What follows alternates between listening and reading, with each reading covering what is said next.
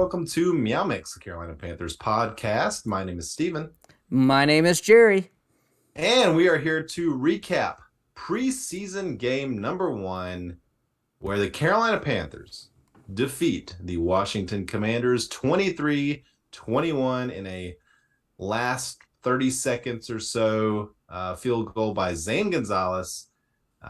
Panthers do come away with the victory. A bit of a mixed bag here and there with the team overall, but Jerry, I came away pretty impressed with at least the first team defense for sure, and really some good things from the offense as well. Yeah, the first team defense. Wow. I mean, first possession for Washington, 3 and out. Boom, boom, boom. Frankie Louvu made a really, really big play that we kind of saw last year. Like occasionally, that's sort of what we expect from him. Yeah, right? just knifing through the defense, getting the running back down, like for a no gain or a gain of 1. So we saw that. I saw a lot of good things from that first string defense. And then, the second series they had out, Jeremy Chin punched the ball out, and Marnie Barno picked it up. Almost fumbled it again, but, picked it up and created a short drive for Sam Darnold. Yeah, I mean, there was a fumble, there was an interception, or fumble recovery and an interception for the defense overall. Barno, I thought, looked really good, had a couple of nice big splash plays. Brandon Smith had a couple of nice plays. So the rookie, linebacker / edge rusher, whatever you want to kind of call them, both, I thought, acquitted themselves pretty well. But let's not bury the lead here, Jerry. Let's talk about the quarterbacks. I mean, that's what everyone wants to hear about first off. Of course. How do you think that Baker looked in his first kind of game action with the Panthers? He looked good, in my opinion. There was one, he missed 3 throws. One was a throwaway, one was a miscommunication, and I think another one, I can't remember, but it wasn't. Oh, it was the Robbie Anderson deep pass. Anderson, yep. And you're chancing it. You're throwing it deep. I agree. He had double coverage there. That could have been dangerous, but I see what they want to do. Yeah. Yeah. You want to keep him honest. Yeah. I mean, that's what Baker does, right? He takes chances. Many times it works out. Sometimes it doesn't. I mean, you see the stat all the time of him, being like the league leader in interceptions since he came into the league, with Sam Darnold right behind him. But he also has almost, maybe even more than twice as many touchdowns as Sam Darnold, or right close to twice as many touchdowns as Sam Darnold. So, he's going after it. I agree. I thought Baker looked good.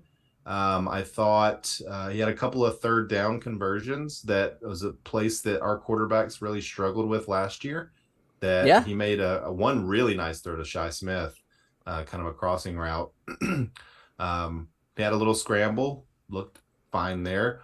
I don't see any issues with, I know he had the shoulder injury last year that kind of made him a little inaccurate at times, things like that. I thought he looked pretty good. Even that throw to Robbie that got broken up was right on his hands. It was a really good throw. I mean, there was potential that Robbie could have came down with it.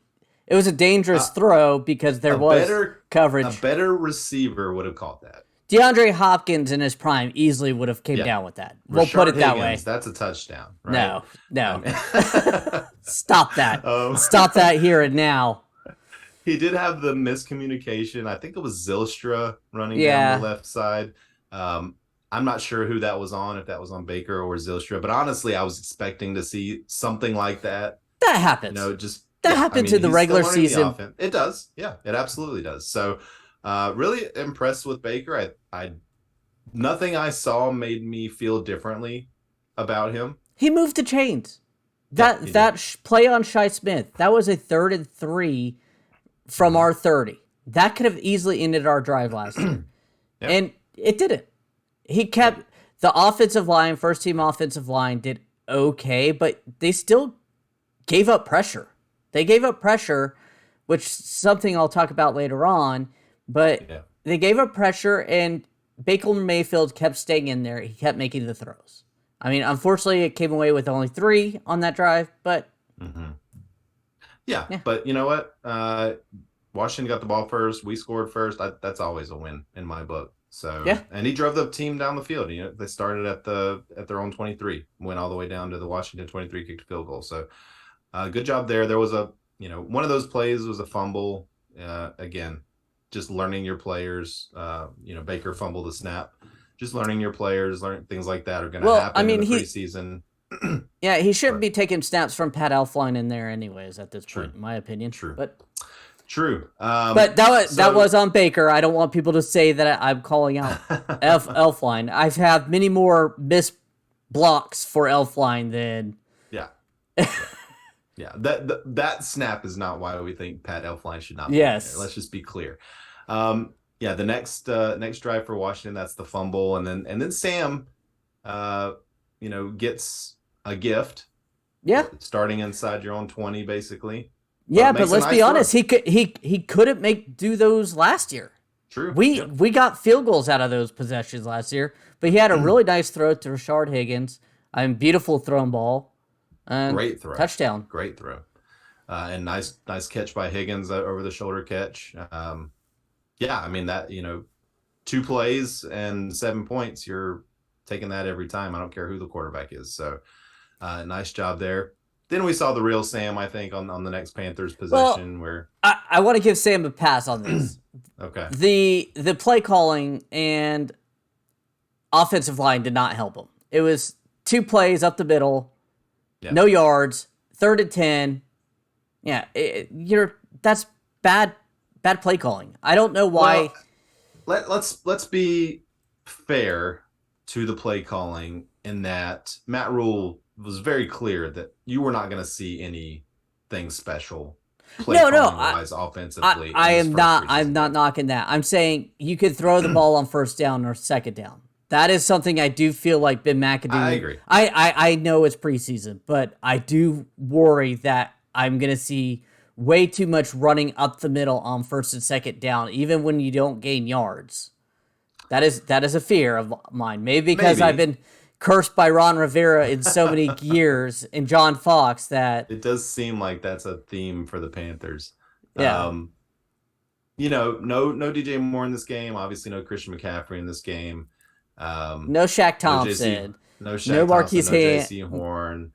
Marquise Haynes. No Derek Brown. So, Panthers missing a lot of starters in this game, but I still think, they're up 10-6 at halftime, and honestly, I thought they looked pretty good. For the vanilla offense, the defense I thought looked really good. Defense was opportunistic. Gave up a little bit of yardage. Not too much in the first half, a lot in the second half, unfortunately. I was going to say the first 2 drives were the first string, and then it was mostly 3rd stringers because there was a mix of 1st and 2nd stringers in those first 2 drives. Yeah. And then it went to the 3rd string and some 2nd stringers, and that's when they started moving the ball a little bit. Yeah. So, but that 1st string defense, they look like they could be what they were at the beginning of last year. I mean, a glimpse. Sure. 2 drives is only a glimpse.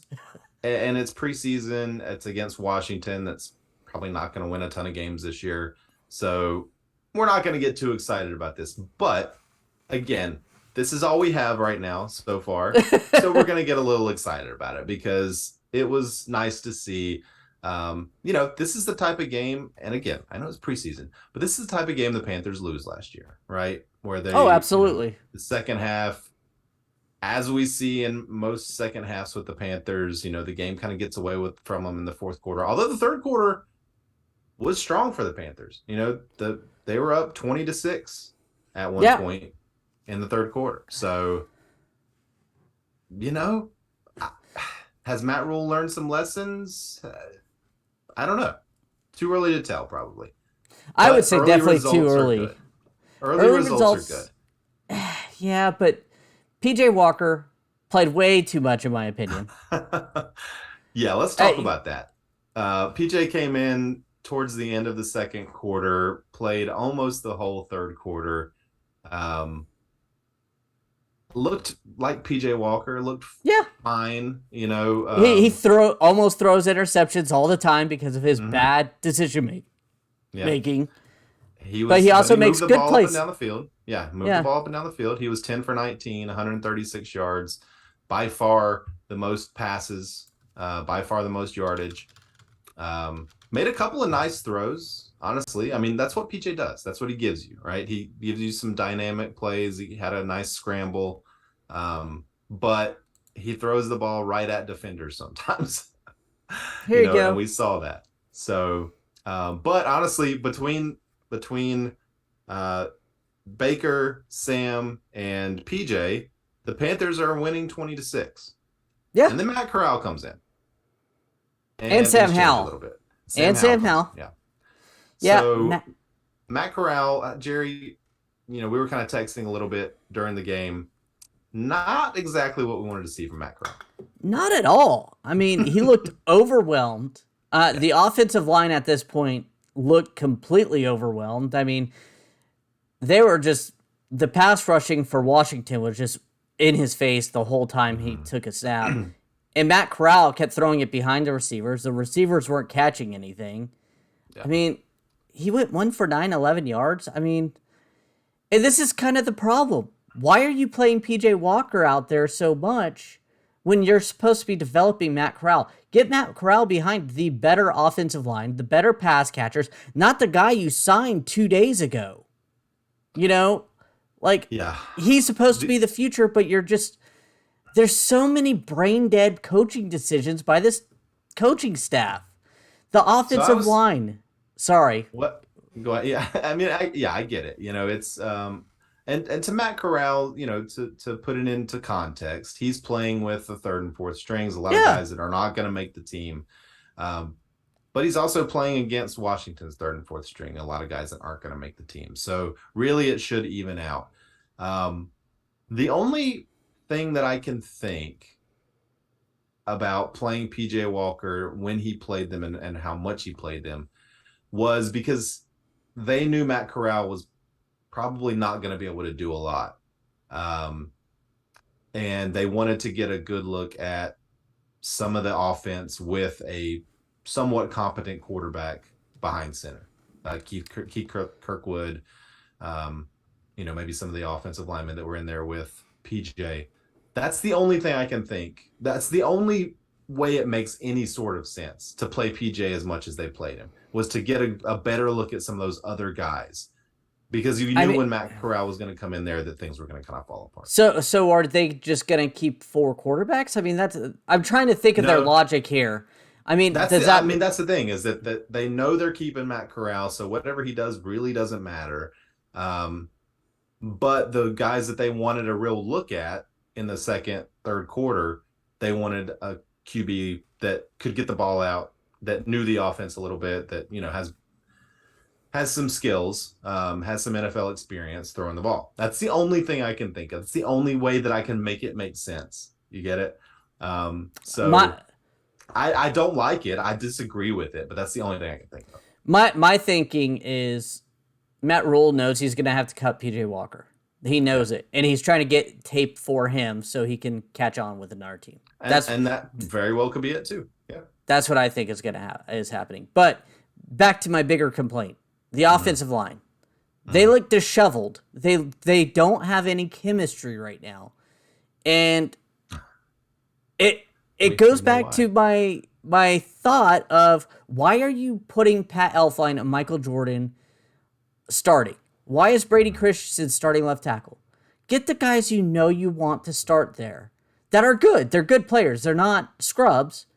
Right. Get them familiar with each other, and get Icky more time at left tackle, because he played okay today. Did he play any left tackle today? I saw him lining up at left guard a lot. I saw him at left tackle. He did get blown up by on that Sam Darnold touchdown pass, but luckily Sam got it out in time. But so you get those guys familiar. If you're not going to play Icky at left tackle and you're going to play him at guard, get him in guard at the starting, because Michael Jordan's not the answer. He's a okay backup piece. Pat Elflein's shouldn't be on the roster, in my opinion. I'd take Sam Tecklenburg personally, but I think you're doing a disservice to the team by constantly shuffling it. And I think the chemistry shows in the pudding there that they didn't do that great. Like Baker made plays, that was about it. Baker and Sam made plays. I don't like Sam Darnold, but I just said he made plays. So well, Sam Darnold made a play. Sorry, he made a play, and they were backed up against Washington's backed up against their own goal line, and nothing against Sam Darnold. He made a nice throw there. Well, a lot against Sam Darnold because we saw him play all last year and he sucked. But that was a nice throw. And Sam Darnold, he's an NFL quarterback, right? He's going to be able to make nice throws. He's going to be able to make nice throws every once in a while. So what Sam Darnold did not make me think, maybe this is a real competition. No, I don't think that. I think this is Baker's job. But back to Matt Corral just real quick. Like you said, 1 for 9, 11 yards, not a good debut at all. Steve Smith mentioned during the broadcast that this is why you take guys like Matt Corral and you play them at the very end of game and you don't give them, a whole half or something like that, because if they come out and they do stink up the place like Matt Corral did, then they're not doing that for an entire half. They're just doing it for, 3 or 4 drives. You take them back, you work on it, you give them another 3 or 4 drives the next game, see if they've improved, build their confidence. This is not a guy that's going to play barring, significant injuries this year. So in that, looking at it from that perspective, okay, that's one way to do it. But I just think why, PJ isn't going to be on this team. Nope. It's obvious. PJ is not going to be on this team. Barring an injury to Baker or Sam in the next few weeks, PJ is not going to be on this team. So why is he getting so much work in practice? Why is he getting so much of this game? Give Sam more time, right? Let Sam build some more chemistry because God, he needs it. Yeah. Give Baker 2 drives, gives Baker half the first quarter, gives Sam the rest of the first half. I would have been perfectly fine with that, but I honestly think that you're probably right, that Matt Rule wants PJ Walker to succeed, wants him to make another team, and he's giving him some tape. Yeah, that's what I think. I mean, oh well. But do we want to go ahead? Yeah. Do we want to go ahead and just start looking over to the stats here? Sure. Again, looking at the quarterbacks, PJ 10 for 19, 136 yards, Baker 4 for 7, 45, Sam 2 for 3, 16 and a touchdown, and then Matt Corral 1 for 9, 11 yards. There's a lot of people here. So looking at rushing, Spencer Brown led the team, 10 carries, 36 yards and a touchdown. Just looking at Chuba 4 for 11, Dante Foreman 3 for 5. Neither of them looked amazing. No, I was really kind of disappointed that neither one of them got anything, really. The long was 5 yards.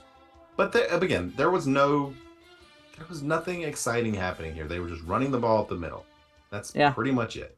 So, there was and the blocking wasn't great. Yeah, there was no variety. Pat Elflein and Michael Jordan couldn't open those gaps up. No. Derek Wright was the leading receiver, 3 catches for 46 yards. Keith Kirkwood, I thought, looked pretty good. He made some nice plays, 3 for 38. He did nearly get killed by Matt Corral with a throw over the middle. But it seems like he's okay. Giovanni Ricci, I thought, acquitted himself pretty nicely as tight end, 4 for 36. He looked as good or better than Ian Thomas has looked his entire career, in my opinion. And he's our fullback, by the way. And he's our fullback, yep. So honestly, if you put Giovanni Ricci out there at tight end instead of Ian Thomas, is there a difference? I would just hold off, man. You're so excited to write Ian Thomas off already. They gave him the contract. Let him maybe blocking wise. Just give him some time. At least wait till mid-season till you really burn him down. I hear you. Shi Smith got the start. He had a couple of catches for 34 yards. Thought he actually looked pretty good. Yeah, and he had some decent returns too. It wasn't just those 2 catches he had. Right. Yeah. I'm starting to wonder. I'm starting to think he might make the team. I did too. Zylstra 2 for 32, and then Higgins 3 for 22, and the 1 touchdown from Sam Darnold. So nobody else had a catch. Yeah. Henry, you had 4 targets with 0 catches. I mean, I know this is mop-up duty, but that's not the way you make the team, even with some passes behind you. Agreed. Looking at the defense, a couple of sacks. Phil Hoskins got 1. Drew Jordan got 1. Tay Hayes led the team in tackles with 5. 9 pass defenses, 4 QB hits for the team. Again, there was that interception by Duke Dawson, one of the newer guys on the team. And that I just want to say that interception was caused by a Barno pressure. Made the Carson Wentz. I think it was Carson who threw it. I'm not sure. No, Heineke. Heineke caused him to overthrow it, caused that interception. So Barno was in on 2 of the turnovers. Did you hear what Shaq Thompson said about Barno? They call him like Baby Burns. Baby Burns. He calls him Burno. Burno. Burno. Yeah. Zane Gonzalez 3 for 3, including the game winner. Hecker had 3 nice punts, averaged 50 yards a punt. You know, those guys are you're going to get what you expect from those guys. Real quick, Washington, like anybody that really kind of stood out to you that other than Sam Howell? I was going to say Sam Howell. That's who's kind of stood out to me. I know that Washington fans will probably be a better, but no one else really stood out. Carson Wentz had a good percentage, 10 for 13, 74 yards, but 5.7 yards per throw. Yeah, I was like, it was very safe, very vanilla. Like they were just begging him not to turn it over. No points for Carson Wentz. Well, I guess no touchdowns at least. There was nobody really that like stood out to me on that team. Again, the starters didn't get to play a lot. Although I will say that Wentz played into the second quarter. Yeah, they was in the second quarter. You know, when they finally started moving the ball a little bit, Wentz was going up against our our second/third string, more third string than second string with all of our injuries, but kind of made me feel better about ourselves, to be honest with you, our defense at least, because they still weren't letting them score. I agree. Yeah, really, and again, Washington had 15 points in the fourth quarter. That was all Sam Howell. That was against our, bottom of the roster. 5 guys that played today will not play. Moving forward, they're going to get cut. So I would assume all of those are probably going to come from those fourth quarter guys. But yeah, I mean, Joey Sly missed a extra point first. Yeah, when he missed that, I just was thinking, man, I love Zane Gonzalez. I love having a kicker that I can actually trust in. Like going for the win, even though it's a preseason game and I was really just not, oh yeah, I was just like, he's got this. Like I felt confident. He's got this. This is Zane's territory. Yeah. And by the way, I did misspeak. Carson Wentz did lead them to 1 touchdown drive, so my bad there. Just looking kind of overall, my cat just came in my office here. Total yards, Washington did have more total yards than the Panthers. Again, most of that in the fourth quarter. Most of the difference, at least in the fourth quarter. Time possession, Washington wins. First down, Washington wins.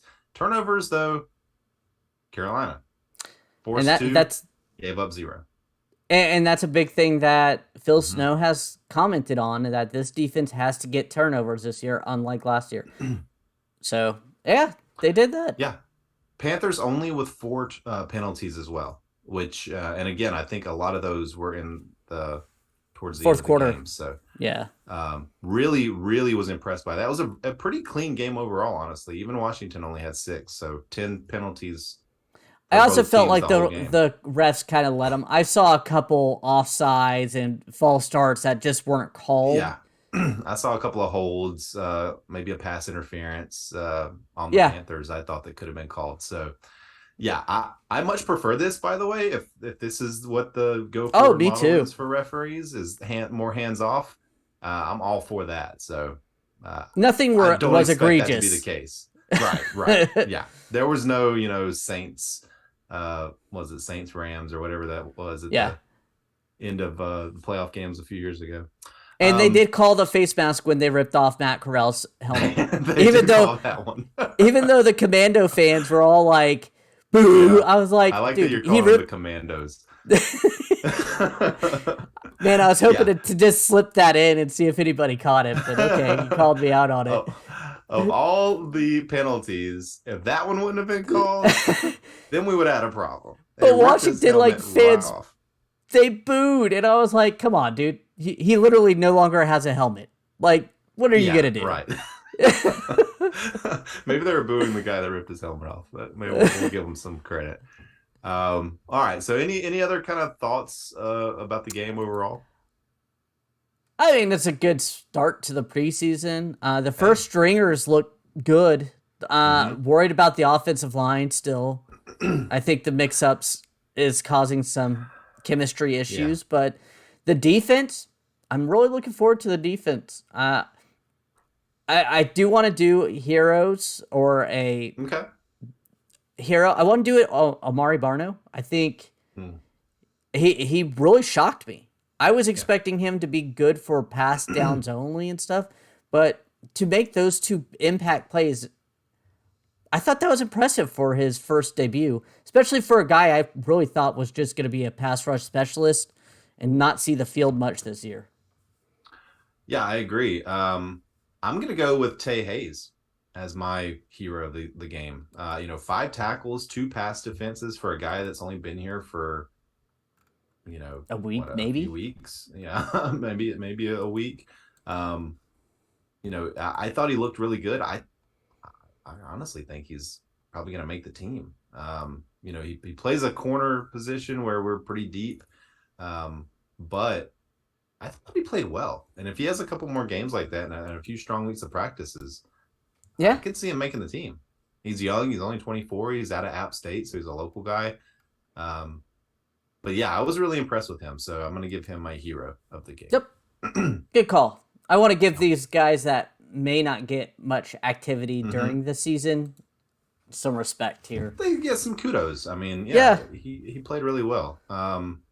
I'm excited to see. I don't know. Do you know if PFF will they do like individual player breakdowns in the preseason? Because I'm excited to see like how Cade Mays looked on the offensive line and how like what they grade Icky in his pass defense. Things like that. So we'll take a better look at that and maybe talk about that some on our next podcast.